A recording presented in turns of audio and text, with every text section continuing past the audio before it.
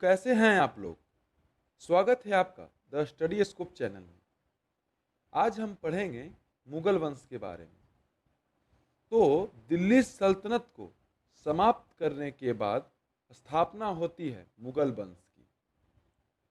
मुगल वंश का शासनकाल चलता है 1526 ईस्वी से 1707 ईस्वी तक। मुगल वंश भारत के इतिहास का द्वितीय स्वर्णकाल कहा जाता है। और बता दूं कि भारत के इतिहास का प्रथम स्वर्णकाल कहा जाता है गुप्त काल को। मुगल वंश का संस्थापक जहीरुद्दीन मोहम्मद बाबर था। बाबर का शासनकाल 1526 ईस्वी से 1530 ईस्वी तक रहता है। तो बात है उस वक्त की।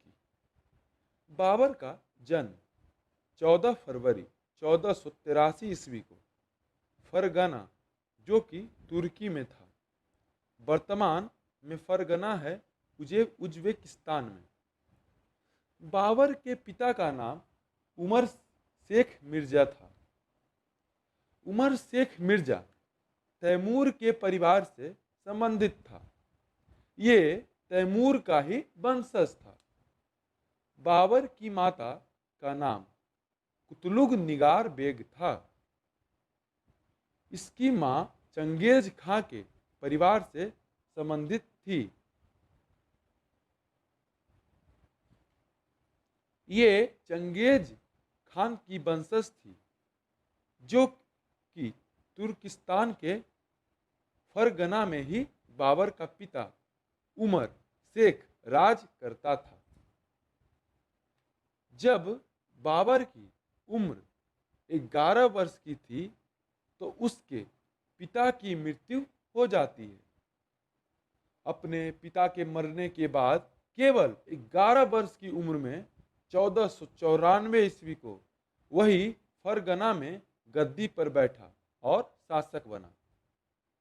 लेकिन आसपास के राज्य सभी जानते थे कि बाबर मात्र 11 वर्ष का है, तो वे लोग आक्रमण कर दिया करते थे। इसलिए बाबर को फरगना छोड़कर भागना पड़ा। फिर बाबर ने समरकांड पे आक्रमण करके गद्दी पर बैठ गया। आपको पता ही होगा कि तैमूर भी समरकंद का शासक था। तो बाबर 1494 ईस्वी से 1520 ईस्वी तक समरकंद के गद्दी पर बैठा रहा। लेकिन बाबर को समरकंद में भी स्थिरता नहीं मिली। कहने का मतलब यहां पर भी नहीं टिक सका बाबर।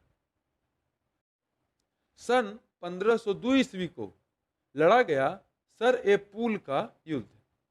इस युद्ध में लड़ा बाबर के खिलाफ एक उज्बेक शासक शैबानी खान। इसने बाबर को पराजित किया और मजबूर कर दिया कि यहां से भी भागना पड़ेगा बाबर को। और फिर बाबर वहां से भी भाग गया और जा पहुंचा अफगानिस्तान। तब उसी समय 1504 ईस्वी को ही बाबर ने काबुल और कंधार पर आक्रमण कर दिया और उसे अपने कब्जे में ले लिया। तो फिर उसने अपनी राजधानी बनाई काबुल को और यहीं पर शासन करने लगा। बाबर को लगा कि वो अस्थिर हो गया, मतलब कि वो अब यहाँ पर आसानी से शासन करेगा। तो 1507 ईस्वी को उसने पादशाह या बादशाह की उपाधि धारण की। अभी तक इसने अपनी नाम के पीछे मिर्जा का प्रयोग करता था, लेकिन जब इसने पादशाह की उपाधि धारण की तो अपने नाम के पीछे मिर्जा को हटाकर बादशाह लगाया और घोषणा कर दिया कि मेरे बाद जो भी सुल्तान बनेगा इस वंश का, वो सभी बादशाह कहलाएंगे। लंबे समय तक बाबर ने काबुल पर राज किया, लेकिन काबुल में अर्थव्यवस्था में कमी आ जाने के कारण उसे काबुल भी छोड़ना पड़ा और फिर उसने मजबूरन में अपनी रुख हिंदुस्तान की ओर किया। फिर उसने 1519 ईस्वी को यूसुफ जाय जाति के विरुद्ध भारत पर आक्रमण कर दिया। यह बाबर का पहला आक्रमण था हिंदुस्तान पर। उसने बाजौर सिंध पर आक्रमण किया था और वहीं बाजौर में एक भेड़ागढ़ का किला था, उसी को अपने बस में कर लिया बाबर ने अपनी आत्मकथा में लिखा है कि यही प्रथम आक्रमण में तोपों और बारूदों का इस्तेमाल किया था। बता दूं कि हिंदुस्तान में सबसे पहले तोप लाने वाला बाबर ही था। 1520 ईस्वी से 1521 ईस्वी में उसने 3 बार आक्रमण किया सिंध और कश्मीर पर। उस वक्त हिंदुस्तान में थी दिल्ली सल्तनत और उस वक्त था लोदी वंश का शासनकाल और दिल्ली के गद्दी पर बैठा था इब्राहिम लोदी। लोदी वंश के शासनकाल में ही एक पंजाब का सूबेदार दौलत खान और इब्राहिम लोदी का चाचा आलम खान लोदी, इन्हीं दोनों ने बाबर को आमंत्रण भेजा कि इब्राहिम लोदी पर आक्रमण करे, क्योंकि आपको अथाह संपत्ति मिलेगी इब्राहिम लोदी से। और ये सब हम लोग लोदी वंश में पढ़ चुके थे। उस वक्त दिल्ली की राजधानी होती थी आगरा और जब पता चला मेवाड़ के महान शासक राणा सांगा को कि तैमूर का वंशज है बाबर और आया है हिंदुस्तान लूटपाट करने, लेकिन आपको तो पता ही है बाबर हिंदुस्तान पर आया था राज करने, तो राणा सांगा ने सोचा कि जब बाबर इब्राहिम लोदी को हराकर फिर से चला जाएगा तो तैमूर लंग की तरह अफगानिस्तान, तो मैं दिल्ली की गद्दी पर बैठूंगा। तो यही सोचा और बाबर की मदद करने के लिए तैयार होता है और बाबर को एक पत्र भेजता है और उस पत्र में लिखता है, मैं अवश्य अपनी सेना लेकर पहुंच जाऊंगा युद्ध स्थल पे, आप भरोसा रखें। अब बाबर ने सोचा कि मेरे पास इतने आमंत्रण और सहायता के लिए लोग हैं, तो क्यों ना आक्रमण कर दिया जाए। तो बाबर अपनी सेना लेकर पहुंचा पानीपत में, यमुना नदी के किनारे। और बता दूं कि बाबर के पास तकरीबन 12,000 की सैन्य शक्ति थी और बता दूं कि इब्राहिम लोदी के पास 1 लाख सैनिक थे।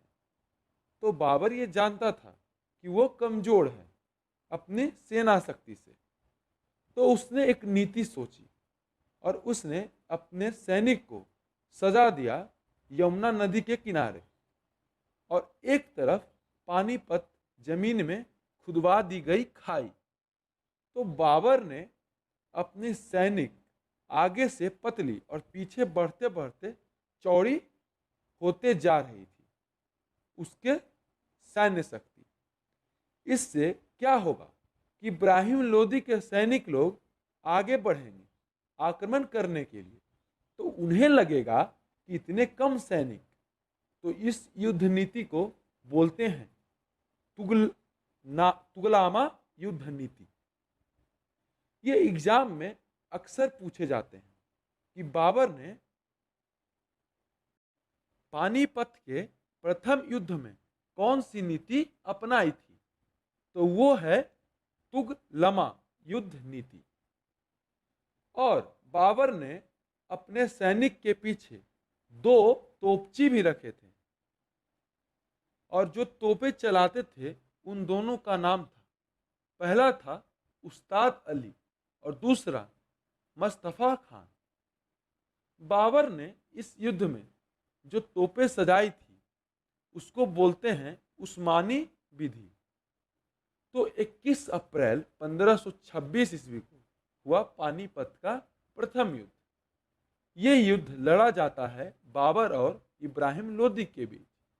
इस युद्ध में बाबर की जीत होती है और इब्राहिम लोदी की हार।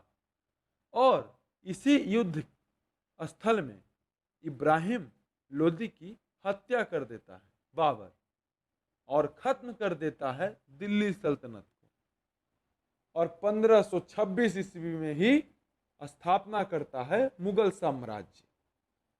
ये युद्ध जीतकर बाबर बड़ा प्रसन्न हुआ तो उसने अपने प्रिय पत्नी मुसामत कबूली बेगम के नाम पे ही पानीपत में कबूली बाग, काबुली मस्जिद का निर्माण कराया। और बता दूं कि बाबर को बागवानी का बड़ा शौक था। फिर बाबर ने चांदी के सिक्के चलवाए वहीं काबुल में, शाहरुख सिक्के और कांधार में बाबरी सिक्के।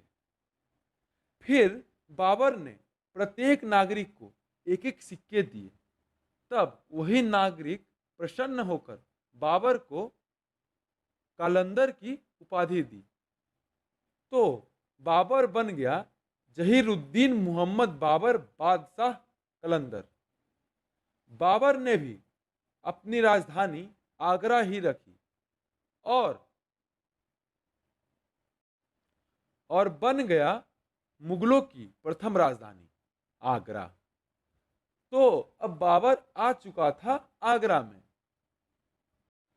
वो जैसे ही आगरा पहुंचा उसने तुरंत फैसला लिया कि जितने भी आसपास के राज्य हैं सभी को हराकर अपने कब्जे में करना है और अपना मुगल साम्राज्य बढ़ाना है। कुछ दिन बाद बाबर को याद आया राणा सांगा की। राणा सांगा आपको बताया था कि वो मेवाड़ का महान शासक था। तो उसने वादा किया था बाबर से कि मैं पानीपत के युद्ध में आपकी सहायता जरूर करूंगा। मगर राणा सांगा मदद करने नहीं आता है क्योंकि राणा सांगा को पता चल जाता है कि बाबर लूटपाट करने नहीं आया बल्कि भारत आया है राज करने। तो अगले साल ही आगरा से 40 किलोमीटर दूर खानवा नामक स्थान था। 1527 ईस्वी में लड़ा गया खानवा का युद्ध बाबर और राणा सांगा के विरुद्ध। राणा सांगा की मदद करने आता है इब्राहिम लोदी का चचेरा भाई महमूद लोदी और मालवा का ही एक राजपूत शासक मेदिनी राय। तो इब्राहिम लोदी तो दुश्मन रहता है राणा सांगा का, लेकिन सबसे बड़ा दुश्मन आ चुका था बाबर। इसलिए लोदी का भाई महमूद लोदी साथ दिया राणा सांगा का। लेकिन बाबर ये जानता था कि राणा सांगा की सेना हमसे बड़ी है और राणा सांगा ने तो इब्राहिम लोदी को भी हराया था। तो बाबर ने अपनी सैनिक को उत्साह देते हुए कहा कि समझो कि धर्म युद्ध है और इस युद्ध में उसने जिहाद का नारा लगाया और इस युद्ध में बाबर ने राणा सांगा को हरा दिया। इस युद्ध को जीतने के बाद बाबर ने गाजी की उपाधि धारण की और यह बन गया जहीरुद्दीन मोहम्मद बाबर बादशाह कलंदर गाजी। 1527 ईस्वी से 1528 ईस्वी में निर्माण कराया बाबरी मस्जिद और ये मस्जिद अयोध्या में निर्माण करवाया गया था और ये बाबर का सेनापति मीर बाकी ने कराया था। खानवा का युद्ध के अगले साल ही 1528 ईस्वी में लड़ा गया चंदेरी का युद्ध। इस युद्ध में लड़ा बाबर और मालवा का शासक मेदिनी राय। इस युद्ध में भी बाबर जीत जाता है और मेदिनी राय की हत्या कर देता है। फिर बाबर ने अपने सैनिक को आदेश दिया कि जितनी भी महिला हैं मेदिनी राय के महल में सभी को ले आओ।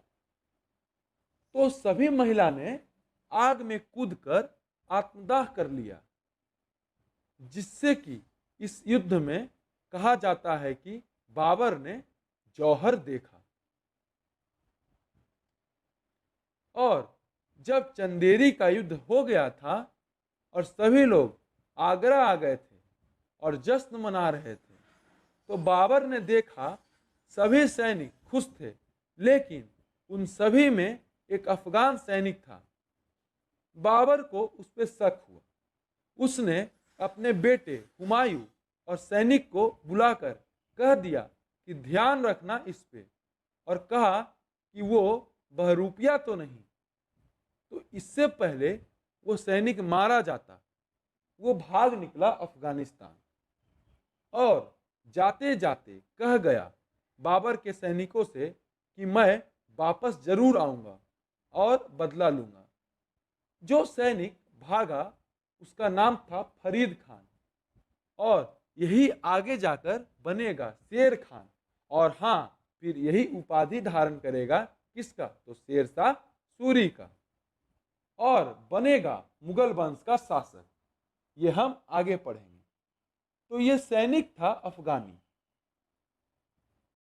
और बता दूं कि यही मुगल वंश को समाप्त करके सूरी वंश का स्थापना करता है। और ये पढ़ेंगे शेरशाह सूरी के काल में। तो फरीद खान गया महमूद लोदी के पास और साजिश किया एक और युद्ध का। तो 1529 ईस्वी में उत्तर प्रदेश में घाघरा नदी के किनारे लड़ा गया घाघरा का युद्ध। इस युद्ध में आमने सामने आया बाबर और महमूद लोदी अपनी अफगानों सैनिक के साथ। और आपको पता ही है कि इब्राहिम लोदी का चचेरा भाई है महमूद लोदी। तो ये यही युद्ध है जो लड़ा गया पानी और जमीन दोनों पे। ये युद्ध भी बाबर जीत गया, लेकिन ये युद्ध के दौरान बाबर जख्मी हो गया था और अगले ही साल 1530 ईस्वी में बाबर की मृत्यु हो जाती है। बाबर की इच्छा रहती है कि उसे काबुल में ही दफनाया जाए, मगर जब वो मरा उस वक्त वैसी स्थिति नहीं थी। इसी कारण उसे आगरा में ही आराम बाग में दफनाया गया, जो कि बाद में फिर उसे काबुल में दफनाया गया। इसे 2 बार दफनाया गया। इसका मकबरा है काबुल में, जिसे बाबर का मकबरा बोला जाता है। बाबर ने अपनी आत्मकथा लिखी, जिसको नाम दिया तुजुके बाबरी, जो कि लिखा था तुर्की भाषा में। और इसी आत्मकथा में बाबर ने लिखा है कि विजयनगर साम्राज्य में एक वंश तुलु वंश का महानतम शासक बताया है कृष्णदेव राय को। तो अकबर के शासनकाल में बाबर की आत्मकथा को बाबरनामा बोला जाता था। और अकबर के ही 9 रत्नों में एक रत्न अब्दुल रहीम खान ए खाना ने इसे फारसी भाषा में अनुवाद किया। तो यही खत्म होता है बाबर का शासनकाल। अगली वीडियो में हम पढ़ेंगे हुमायूं के बारे में। अगर आपको यह वीडियो अच्छी लगी हो तो लाइक करें, शेयर करें और हमारे चैनल को सब्सक्राइब कर दें। जय हिंद, जय भारत।